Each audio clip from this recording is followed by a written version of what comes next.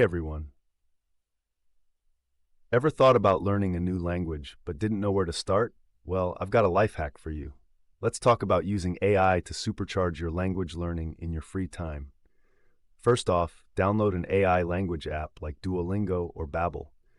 These apps use smart algorithms that adapt to your learning style, making practice feel like a game. You can squeeze in a lesson during your commute or while waiting for your coffee. Next, chat with AI chatbots.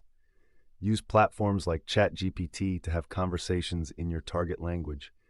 It's like having a virtual friend who won't judge your pronunciation. Plus, you can ask for translations or clarifications anytime. And don't forget about podcasts and YouTube channels. Look for ones that use AI-generated subtitles.